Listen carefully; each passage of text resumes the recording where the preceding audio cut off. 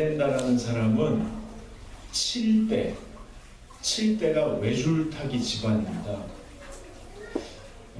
이 7대 조상 중에 한 분은 건물과 건물 사이를 보조장치 없이 외줄로 타고 건너다가 돌아가신 분도 계십니다.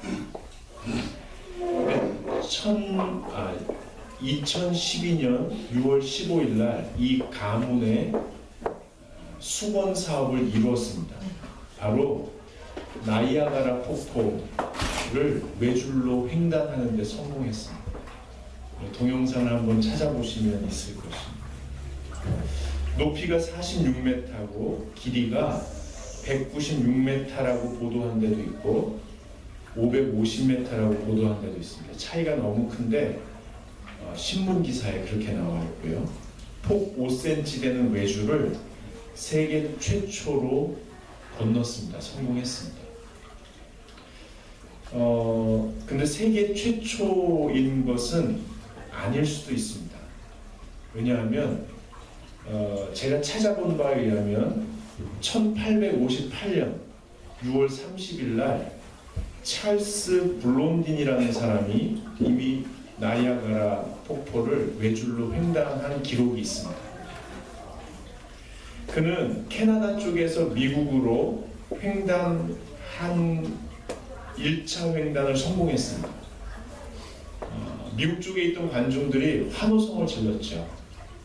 그러니까 횡단을 마친 다음에 질문을 합니다. 내가 다시 캐나다 쪽으로 건너갈 것입니다. 믿으십니까? 보셨습니다. 믿으십니까? 그러니까 모든 사람이 환호를 하면서 믿는다고 박수를 다 했습니다. 그렇다면 내가 한 명을 업고 건너갈 것이라고 믿으십니까? 그러니까 모든 사람들이 예! 그러면서 박수를 했습니다. 물론 예스 그랬습니다. 미국적 영어니까. 그러자 이분이 미소를 머금고 그러면 내 등에 엎혀서 건너갈 사람 손들어 보라고 하니까 아무도 없지 않았어요. 어떤 기록에 의하면 그의 아들이 손을 들고 나왔다는 기록이 있습니다. 이건 좀 너무 드라마틱하고요. 사실은 이 찰스 블론딘이 평생 자기의 매니저 역할을 했던 헨리 콜코드를 지목합니다. 다시 나오라고. 그리고 그를 업고 건너옵니다. 그리고 성공합니다. 헨리는 자신의 생명을 찰스에게 위탁했고요. 찰스는 헨리의 생명을 끝까지 책임졌습니다. 신뢰하는 마음은 위탁하는 행위로 검증됩니다. 믿음은 행위로 검증되고 행위는 믿음을 보여줍니다. 여러분 어떤 분이 그러더라고요.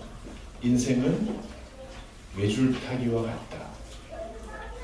위험하고 고독하고 언제 끝날지 모르고 그 끝에 뭐가 있는지 생각할 수 없고 그저 지금을 버텨야 됩니다. 그렇기 때문에 내 인생을 위탁할 존재를 찾고 있다는 겁니다. 누군가 나를 업고 안전하게 이 길의 끝까지 건너게 해줄 어떤 존재를 찾고 있다는 겁니다. 이것을 종교성이라고 합니다. 그리스도인들 뿐만 아니라 모든 사람들이 종교성이 있습니다. 내가 돌아갈 집, 나를 맞이해줄 영적인 아버지 뿐만 아니라 지금 내 인생을 책임져줄 하나님을 찾고 있습니다. 여러분은 찾으셨죠? 여러분은 등에 업히셨습니까? 저 어릴 때 저희 집이 어려워서 어머니 아버지가 늘 늦게까지 일하시고 돌아오셨습니다. 9시, 10시. 저는 학교 갔다 오면 숙제를 하고 가방에 집어넣어서 집에다 던져놓고 바깥에서 하루 종일 놀았습니다. 동네 아이들과 20-30명 때로는 50명씩 모여서 산으로 들로 뛰어다녔어요. 그때 제일 부러운 게 한창 미친놈처럼 또라이처럼 막 또라이가 뭔지 알죠? 뇌에는 나사가 한 2만 개 있거든요. 그 중에 한두 개가 살짝 풀어진 상태. 또라이처럼 막 놀고 있을 때 저는 못 듣는데 들리는 목소리가 있어요. 예를 들어서 지엽씨 내 친구랑 막 놀고 있으면 어디서 지엽아 지엽아 나는 못 들어요. 나는 노느라고 정신 걔는 들어요. 그럼 꼭 미어캣 아시죠? 미어캣처럼 걔가 탁 이렇게 한다고요. 엄마 목소리니까. 그러면은 생전 집에서 들어보지 못한 얘기. 간식 먹고 놀아라. 간식이 뭐예요? 밥하고 밥 사이에 먹는 거. 밥 먹기도 바쁜데. 그럼 걔가 놀던 거 뭐 금 밟았네 안 밟았네 이거 내 땅이네 뭐 싸우다가도 가버려. 그게 그렇게 부러웠어. 좀 있으면 또 나와요. 미친 듯이 막 놀아요. 미친 듯이 석양이 질 때쯤. 지어봐. 저는 못 들어요. 놀려요. 걔는 들어요. 저녁 먹어라. 저녁 먹고 놀아라. 저녁 먹어라. 이렇게 가는 거예요. 끝까지 남는 애 한두 명이라도 붙들고 애절하게 놀다 보면 다 없어. 다. 여러분의 인생은 어떠십니까? 하나님을 찾지 못하면, 하나님을 만나지 못하면 교회를 아무리 오래 다녀도 하나님의 등에 자기를 인생을 던지지 못하면, 하나님의 등에 업히지 못하면 나를 돌보는 소리를 듣지 못하는 지어봐. 하나님이 나를 돌보시고 내가 돌아갈 집이 있고 나 죽으면 영원한 나라에서 내 아버지가 기다리시고 이 땅에 끝나는 날 내 아버지가 나를 맞이해 주시고 지금도 간식 먹어라. 숙제했니? 옷이 고개 뭐니? 손 닦아라. 나를 계속 돌봐주시는 그 하나님을 우리가 만나지 못하면 마치 영적인 고아처럼 고단한 인생, 고독하게 고립되어서 고통 가운데 외롭게 그렇게 살아갈 수밖에 없다는 거예요. 여러분, 사람들이 인색한 사람들이 있어요. 왜냐하면 돌봄을 받지 못하니까, 배려받지 못하니까 생존을 위해서 내 것을 내가 지켜야만 된다는 그 처절함 때문에 사람들에게도 인색한 거예요. 지금 주면 다음을 기약할 수 없습니다. 하나님에게도 인색한 거예요. 하나님께 시간을, 내 젊음을, 내 인생을 드리기에 주저하는 거예요. 여러분, 오늘 본문에 보면 그런 사람들이 많았나 봐요.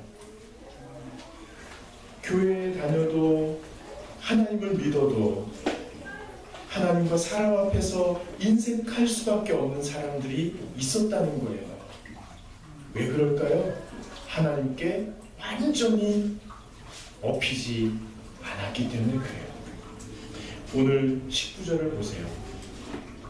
2장 19절 같이 한번 읽어보겠습니다. 내가 하나님은 한 분이신 줄을 믿느냐? 잘하는도다. 귀신들도 믿고 떠느니라. 여러분, 온전한 믿음이 뭐예요? 성경에서 말하는 온전한 믿음이 뭐예요? 여러분 꼭 기억하세요. 하나님의 존재를 믿는 거예요. 그리고 하나님의 성품을 아는 거예요. 하나님의 성품은 사랑입니다.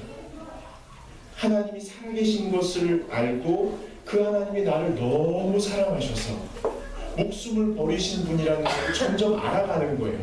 그래서 믿음은 점점 자라나는 거죠. 그러다 보면 하나님의 뜻, 하나님의 교훈, 나를 사랑하셔서 이렇게 살아라 라고 가르쳐 주신 교훈도 이걸 따라하겠구나 라는 것을 알게 되는 거예요.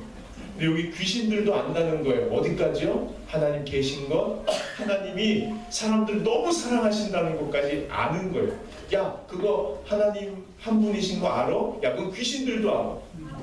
어떤 권사님이 전 보러 갔대요. 전 보러. 여러분도 가끔 가세요? 전 보러 가실 때 오직 답답하면 전 보러 가셨겠어요. 인생이 그렇게 어려운 거예요.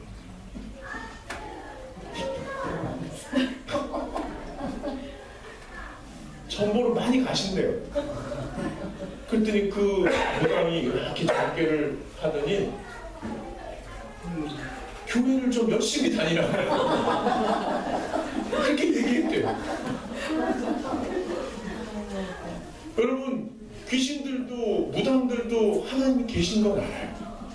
그런데 하나님이 가르쳐 주신 교훈을 따를 때는 인색한 거예요. 이걸 따르면, 이걸 안 해야 되면, 이걸 안 하면 내 인생이 정말 행복할까? 인색한 거예요. 확 던지지 못하는 거예요. 여러분, 오늘 또 15, 16절을 보세요. 사람들한테도 인색한 거예요. 15, 16절 읽어봅시다. 만일 형제나 자매가 벌먹고 일용할 양식이 없는데 너희 중에 누구든지 그에게 이르되 평안히 가라, 덥게 하라, 배부르게 하라 하며 그 몸에 쓸 것을 주지 않으면 무슨 유익이 있으리요? 예? 우리 이준식 성도님께서 그 사람들에게 예수 믿으세요, 주님 믿으면 멘탈이 회복돼서 양말도 잘 신을 수 있고 이렇게 안 서 있을 수 있어요. 어차피 빈몸으로 온 거 셋이서 남노동이라도 해서 여관방이라도 잡고 따뜻하게 자면 마음이 편해질 거예요. 인생을 한번 부딪혀 보세요. 파이팅! 그리고 왔다. 이제 그 얘기하는 거예요.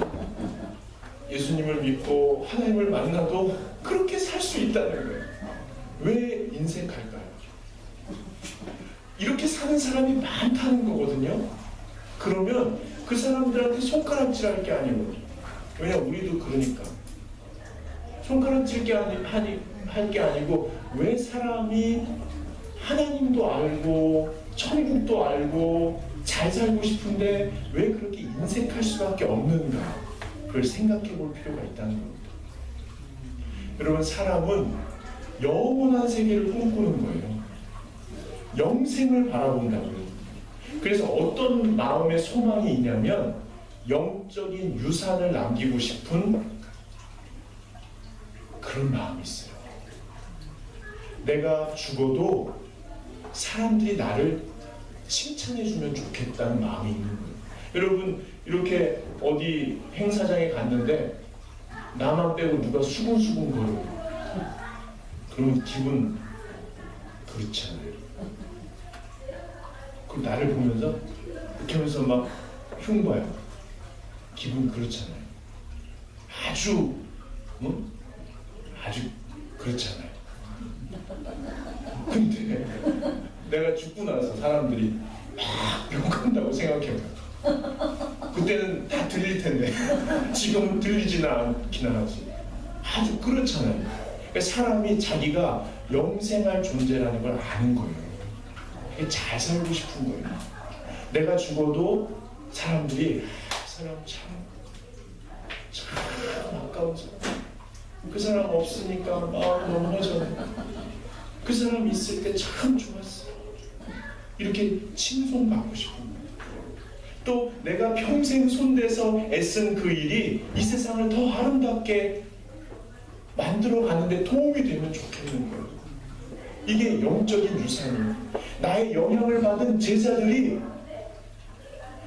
그분이 계셨으면 어떻게 할까를 생각하며 자기 일을 열심히 하는 제자들이 늘어났으면 좋겠는 거예요. 이게 영적인 유산이에요.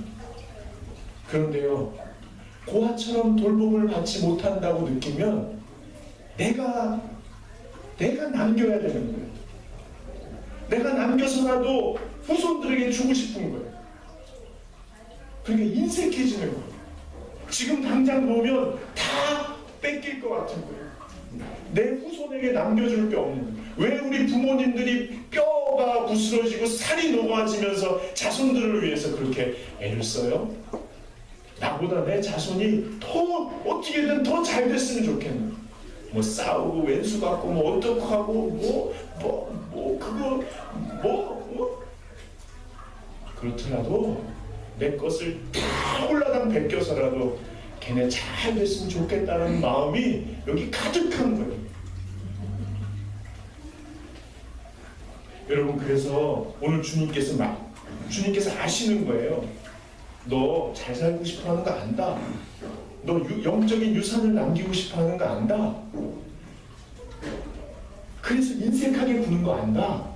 그런데 정말 영적인 유산을 남기고 아름다운 인생을 살고 싶으면 이렇게 해라 라고 오늘 말씀하시는 거예요. 그게 뭐냐면, 나를 믿고 나한테 위탁해라고. 위탁. 네 인생을, 네 생명을 나한테 던져라. 확 던지라. 여러분, 성경에 보면 나아만 장군이 있어요. 한센병, 이 옛날에 나병이라고 하죠. 옛날에는 문둥병이라고 했어요. 다 이렇게 문드러지는 거예요. 제가 이 설교를 준비하다가 나병 환자 사진들을 한번 찾아봤어요. 근데 거기 그렇게 나와 있더라고요. 임산부나 어린이나 심장이 약한 사람들에게는 충격이 될 수 있으니까 보지 마십시오. 저는 전에 사진 몇 번 봤거든요. 좀 이렇게 허옇고 좀 없고 잇몸이 드러나고 그 정도 뭐 이렇게 나오나? 이 사람 참 배려심이 크네 하고서 클릭을 했어요. 내가 후회했어요. 나병이 그렇게까지 진행되는지 몰랐어요. 저는 처음으로 그런 걸 봤어요. 이 나아만 장군이요, 이스라엘의 옆에 있는 강대국에서 최고의 장군이었어요. 임금을 모시는 최고의 수장이었는데 나병에 걸린 거예요. 자기 인생이 어떻게 비참하게 갈지를 본 거예요. 위탁할 사람이 필요했어요. 내 인생 마지막에 나를 책임져 달라고, 나를 업어달라고, 이 인생의 끝을 나 혼자 못 가겠다고, 이 아스라운 외줄타기 같은 인생을 좀 건너달라고. 그런데 옆 나라에 진짜 신이 있다는 거예요. 우리가 섬기는 그냥 우상 같은 거 말고, 내 욕심 채우려고 이렇게 하는 거 말고 진짜 신이 이스라엘에 있다는 거예요. 그걸 소문을 들었어요. 그 신이 세운 선지자인 엘리사에게 찾아갑니다. 찾아가가지고 내가 이렇게 해서 왔다고 좀 나 좀 고쳐달라고. 근데 엘리사가 나가보지도 않는 거예요. 자기 방에 앉아가지고 가서 저기 요단강에 몸을 7번 담그라고. 이 사람은 화가 났어요. 나는 진짜 모든 것을 내려놓고 마지막 생명줄 잡는 마음으로 여기까지 왔는데, 나와가지고 만군의 주 여호와의 이름으로 안수해서 고쳐줄 줄 알았다. 근데 무슨 우리나라 가면 강이 많이 있는데 저강 다 저강보다 깨끗하다고. 저 더러운 강에 몸을 던지라고. 뭐 화가 나가지고 확 돌아선 거예요. 가자고. 다 가자고. 그때 지혜로운 종이 있었어요.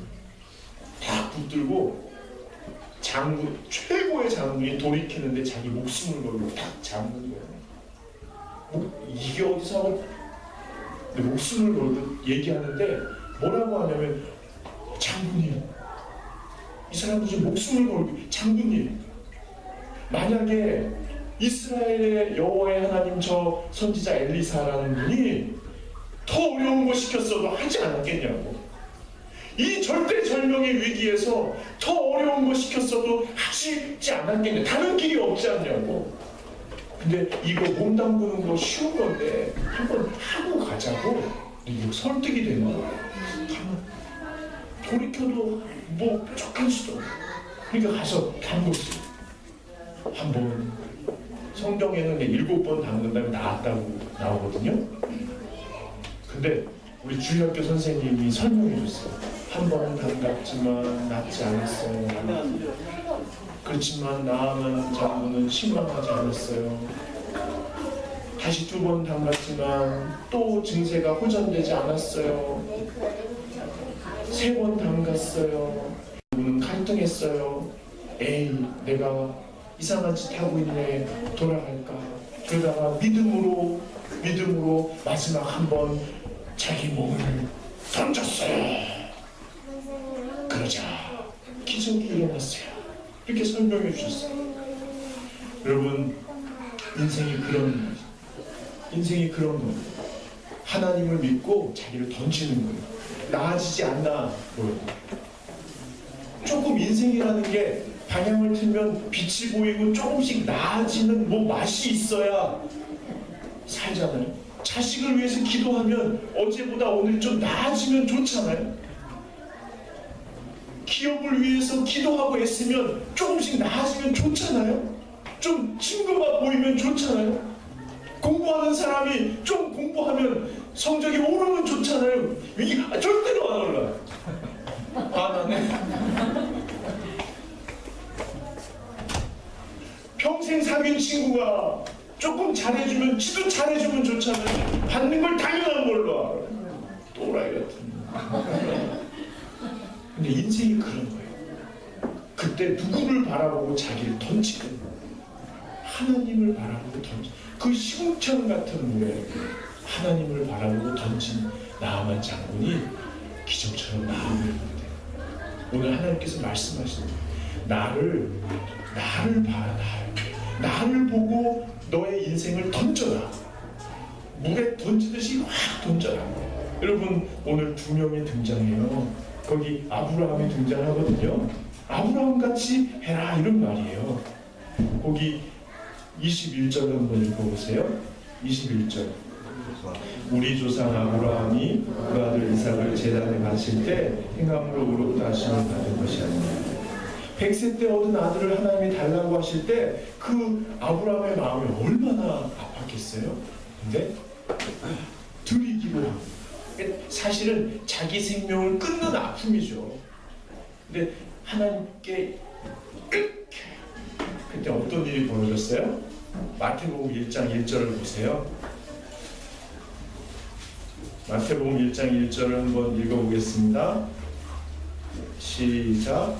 아브라함과 다윗의 자손 예수 그리스도의 계보라. 아멘. 아브라함이 다윗과 예수님의 조상이 됐어요. 이 말은 영적인 유산이 나옵니다.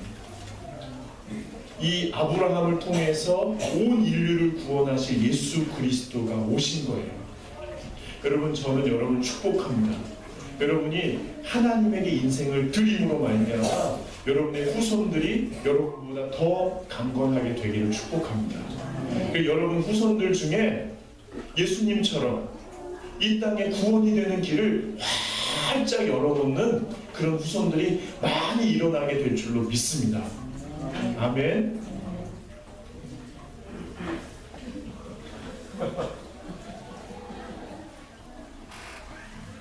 시간이 다 돼서 여기까지만 하겠습니다.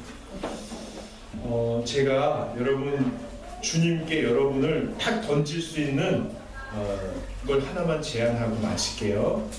지난주에는 좋은 이웃 111 하셨죠? 오늘은 따라해 보세요. 좋은 교인 111. 좋은 교인은 아브라함처럼요. 23절에 그는 하나님의 벗이라 칭함을 받았나니, 주님의 칭의가 되는 거거든요. 좋은 교인은 주님의 벗이에요. 좋은 교인 되기 111 프로젝트. 아니, 좀 이상하네요. 여러분 1 해보세요. 1. 진심으로 하셨어요? 네, 진심으로 하신 거예요. 1. 주일 예배를 꼭 하잖아요. 주일 예배를 반드시 하는 거예요. 주일 예배를 하기 어렵죠. 직장 일도 많고 또 집안 일도 많고 또 몸도 아프고 그러면 교회 오기가 쉽지 않거든요. 근데 주일 예배에 몸을 한번 던져보는 거예요. 여러분, 제가 옛날에 들은 얘기인데요. 어떤 청년이 제대를 하고 교회에 간 거예요. 아주 감동을 받고 교회를 내가 그러고서는 주일학교 보조교사가 됐어요. 한 몇 달 만에, 6개월 만에. 근데 이제 제대하고 나서 친구들이 막 이렇게 만나자고 그러니까 대구에 금요일날 밤에 가가지고 술을 먹기 시작한 거예요. 금요일 밤에. 불타는 금요일, 불금을 보낸 거예요. 이렇게 쓱 웃는 분들 보니까 아주 불타시네. 불타는 금요일을 보낸 다음에 토요일까지 또 먹었어요. 토요일 새벽 3시 반까지.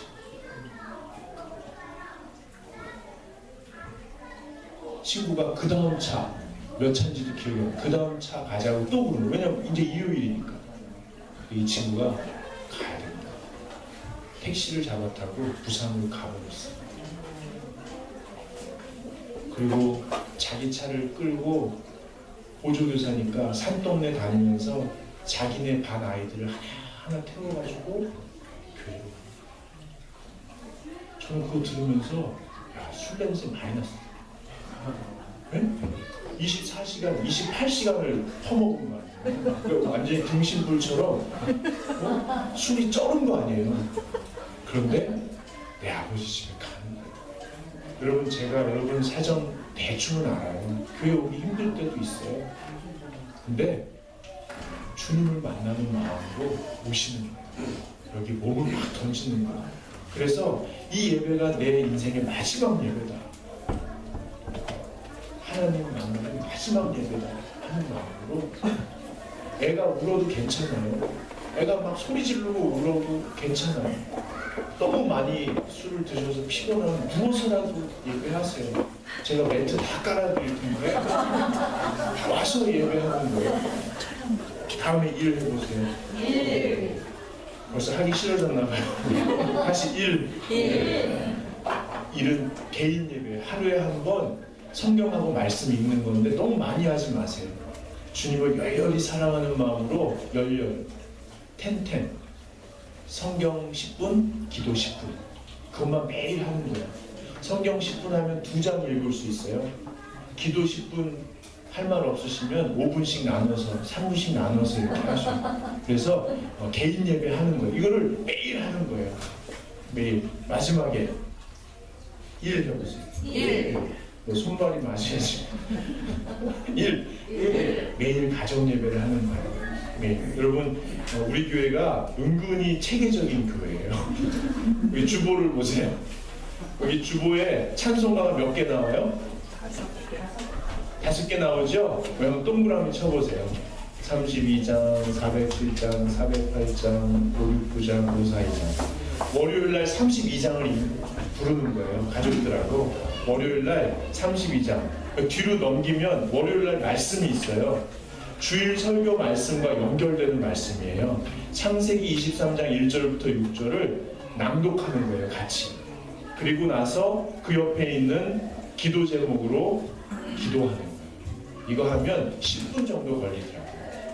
그래서 혹시 혼자 사는 분이나 집에서 혼자 믿는 분은 혼자 하세요. 혼자. 그래서 가능한 한 매일매일 하는 거예요. 자, 좋은 교인 111도 오늘부터 한번 실천해 봅시다. 아셨죠? 그래서 좋은 하나님의 친구가 되는 거예요. 예.